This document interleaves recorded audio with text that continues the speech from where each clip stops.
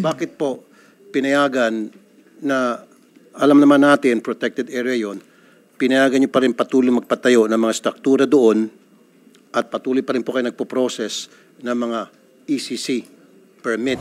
Yung pong masakit eh. Di ba? You're supposed to be, tinatawag nating taga-bantay ng ating kalikasan, pero parang bantay sa lakay po, dating nyo dito. Sana kayo, nahiwalay kayo sa kalokohan. Ito mga taga-PAMO na may jurisdiction sa Mount Apo, pagsisibakin mo, disiplinahin nyo yun. Dahil sigurado ako, kasabot yun ng mga nagpatayo ng illegal structures.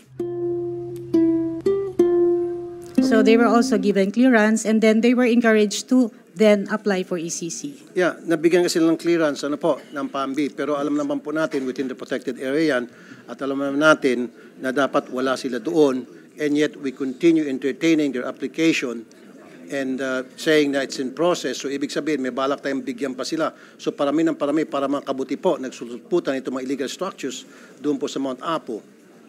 At kapag kami po ay magtawag sa inyo, sa DNR, nagtuturoan po kayo.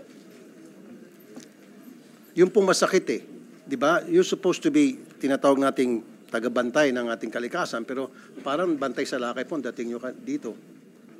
So what are your plans with pertaining to these structures na walang ECC? At itong may structures na pinoprocess palang ECC? There are 53 latest update, Your 57, Honor. 57. Sir, may ECC na po yung iba. Opo. Okay. So, 34 with PAMB clearance and no ECC. 53 are without PAMB clearance and no ECC. So anong balak niyo po dito sa wala pang clearance? At We walang have, ECC at alam niyo po na bawal, dapat wala sila doon. So anong plano? Kasi we were told na bigyan daw ng 2 years. Sabi po ng DNR, bibigyan daw po ng 2 years palugit itong mga walang ECC to continue to operate. Ang binigay at ang rason para makabawi daw doon sa kanilang tinayo, sa kanilang investment. In the first place, ba't sila pinayagan na tumayo doon? Sana, hanggat hindi po sila nakakuha ng permit, ng ECC permit, hindi dapat sila pinapayagan magpatayo ng struktura doon. Kaya nga binanggit mo kanina, monitoring, wala kayong ginagawang proper monitoring. Sir, to answer the question as to what do we do with those without ECC, we are going to issue notices of violation. Notices of violation? Yes. Hanggang doon lang po? Sa walang mga PAMB clearance, mag-issue po kami ng mga... Teka muna. So, issue of notice of violation. Yes po. Okay. So, hanggang doon lang. Notice of violation. And then what, ma'am? And then they will be called for a technical conference. And if... for the conduct of case built up, but if they can explain properly or if it is deemed that the project is not detrimental to the environment, they can be issued ECC. Ma'am, Place, dapat hindi nabigyan, napatayo yun. Oh. I think your problem, Secretary Loizaga, your regional is very poor or walang concern sa ginagawa nyo. I think the regional is kasi pag pinag-report mo sila ng pinag-report, yung report nila nakakatawa eh. Bakit mo pababayaan na walang ECC at walang PAMB tatayo? Oh. So diba, you're not watching over it. Di ba sabi mo kanina, meron kayo ginagawa monitoring dito sa mga struktura na itinatayo sa mga protected areas. Okay, kung meron kayong ginagawa monitoring, dapat itong 57 na structures na nakatayo na ngayon doon, hindi dapat nangyari ito. Dapat napigilan to. Ang ginawa nyo, pinayagan nyo magpatayo dyan and then pinoprocess nyo while processing their application. Dapat mag-apply muna sila once na-approve na application nila, saka pa lang sila magpatayo ng struktura. Yun po dapat ang patakaran. Yun po yung standard.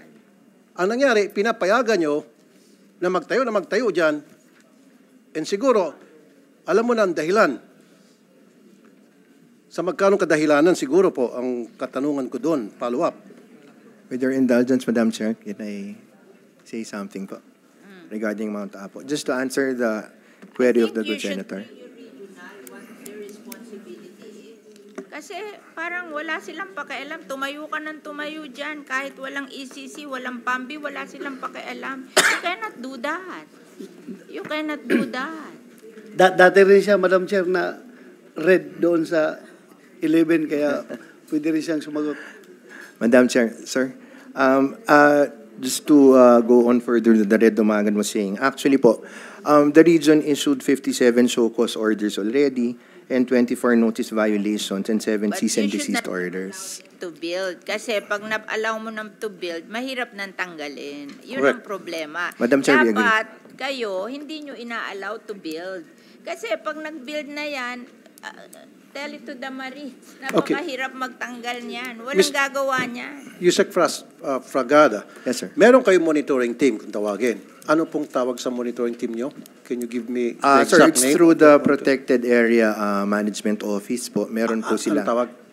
PAMO Office po. PAMO Office. Yes, What and- does PAMO stands for? Protected Area Management Office. Okay, sila sa all the monitoring. Yes, sir. So, kailangan itong mga taga-PAMO na may jurisdiction sa Mount Apo, pagsisibakin mo. Totoo, hindi ako nagbibiro. Dahil kapag hindi mo pagsisibakin yan, pagdududahan ng mga tao, hanggang sa kataas-taasan, tumatanggap din. Yes, Your Honor. Prove to us na malinis kayo. Yes, Your Honor. Na protector talaga kayo ng environment. Yes, Your Honor. Kasi tama nga naman sinasabi din ni Senator Cynthia na in the first place, hindi niya sana pinayagan yun na makapagpatayo yan. Sinasabi kanina papaulit-ulit, kailangan permit muna bago structure. Dito, nangyari, structure muna saka mag-apply ng permit. Tapos in process pa yung permit, etc. O ngayon, 57, paano pa ito pasasara itong 57 ito at sinabihan kami na give them 2 years daw. We agree, Your Honor, with your recommendation. One of the problems actually, and we'd like to recommend to the Senate to help us with this, nabanggit niyo po yung constitution ng PAMO office. For Mount Apo per se, we only have around 1 plantilla officer there and around maybe 30 job orders po na umiikot over So, ibig sabihin po, 31 ang 62,000. empleyado niyo sa monitoring. Po 62 over, they have to monitor 62,000 hectares of Mount Apo po. So that's one of the areas we'd like to recommend na matulungan po kami ng Senado Sir, to increase there's such our- thing as our drone. people. Pwede mo lang kayo gumamit ng drone para ma-monitor yung the whole area, kahit na ilang hektarya pa yan, kahit na thousands of hectares yan. Kung gusto, maraming paraan. Kung ayaw, maraming dahilan. Di po ba? Yes, sir. Actually po, this year, because of the budget, would increase the budget on the drones were increased para nga po Sir, further ma-monitor. Sir, we were not born yesterday. All of us were not born yesterday here. Alam ng DNR na itong 57 na mga illegal structures na tinayo doon ay hindi dapat naroon. Pinayagan nila, sabi ko kanina, sa magkanong kadahilanan. Dahil kapag hindi, sila ay diretso lamang, hindi sana natayo itong mga structures na ito. Ngayon, mahirapan kayo patanggal to. Nakatayo na eh. Di po ba? Yes, so sir. sabi ko, yung mga tagapamo nyo, sir, disiplinahin nyo yun. Dahil sigurado ako, kasabwat yun ng mga nagpatayo ng illegal structures. Kung may hindi na sinunod, bakit dinagdagan nyo pa yung but why did you issue the ECC? Ma'am, siguro on the part, Madam Chair, on the part of ECC, if these proposed activities are within the allowable, that we call, such as in the multiple use area, which is in the law, enshrined in the law, so we subject them to the environmental impact statement system. And since we cannot just disapprove because Sa amin na lalagyan ng reclamation, alam nyo mamamatay yung mga mangrove namin at babaha kami. But in-issue nyo rin yung ECC doon. Oh. Ma'am, Di kasali kayo. Ma'am, can we go to the process, ma'am?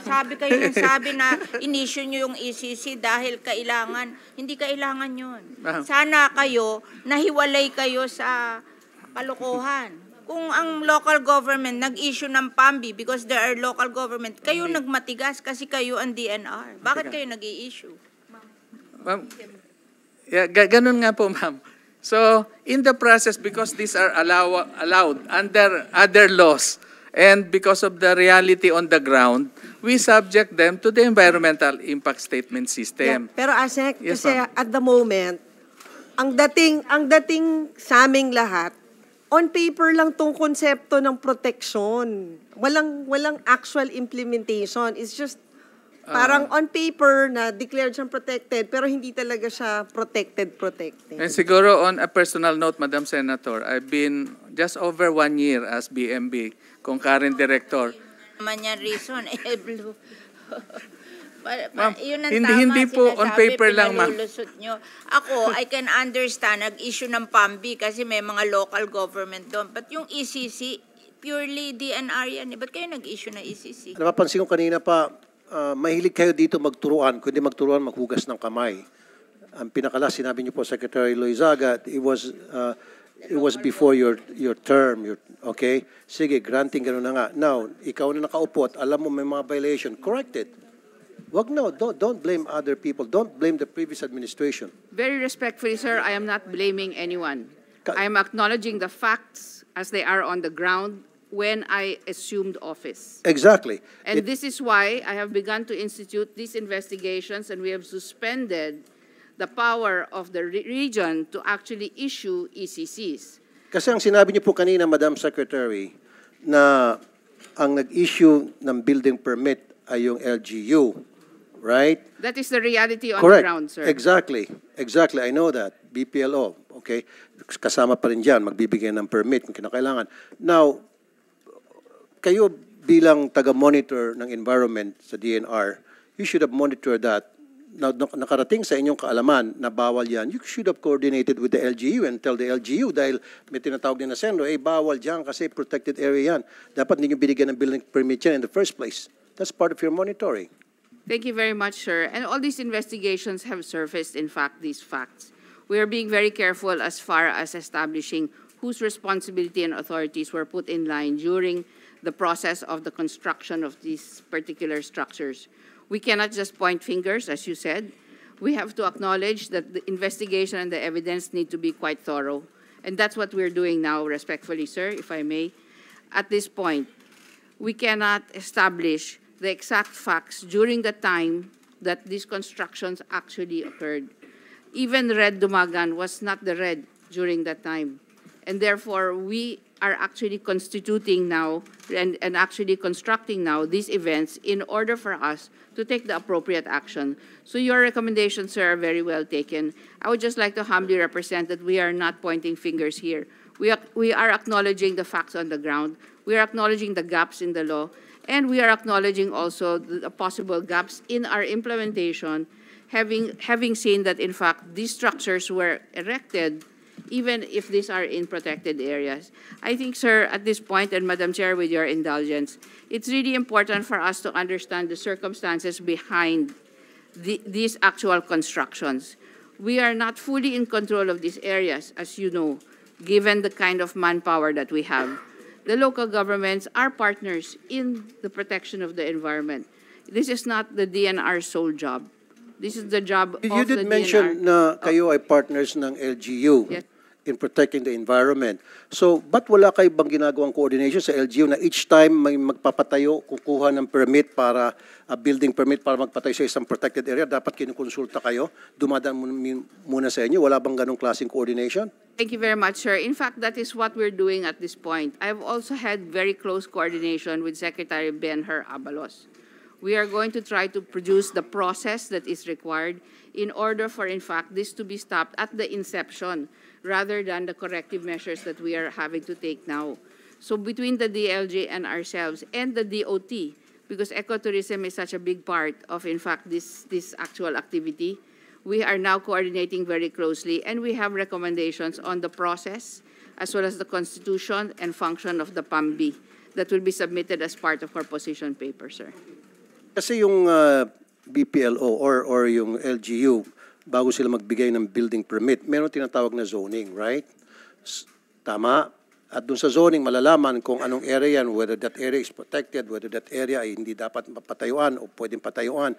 Then, proper coordination with the LGU, you should know, malalaman mo kung ano yung mga areas na dapat hindi na pinatayuan ng building, na dapat yung LGU may coordination din sa inyo para mutually masasabi nyo na hindi pwede dyan or pwede dyan, okay dyan.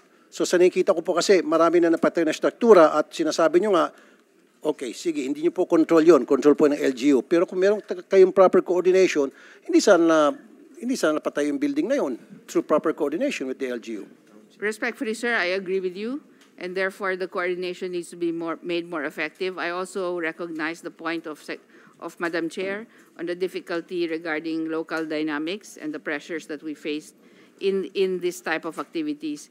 If I may also, sir, I think that we need to acknowledge that in some of these areas, there are titles, alienable and disposable lands that are already with title. And therefore, we have no option but to recognize the rights and have that regulation be part of the LGU and DNR coordination, as you have suggested, sir. Ma'am, okay, kapag halimbawa yung isang illegal structure sa within the protected area, dinemolish nyo, madidimanda ba kayo? Alam nyo na kayo'y nasa tama, alam nyo na may batas na dapat hindi siya nagpatayo. Halimbawa yung isang negosyo, hindi dapat nagpatayo dyan ng struktura, wala siyang ECC, marami siyang violation, etc. Kapag dinemolish nyo yan, madidimanda ba kayo? Makukulong ba kayo? Matatanggal ba kayo sa pwesto ninyo? Kung madidimanda, sir, Madam Chairman, yes, madidimanda. Madidimanda kayo? Madidimanda po. At matatanggal ka sa trabaho?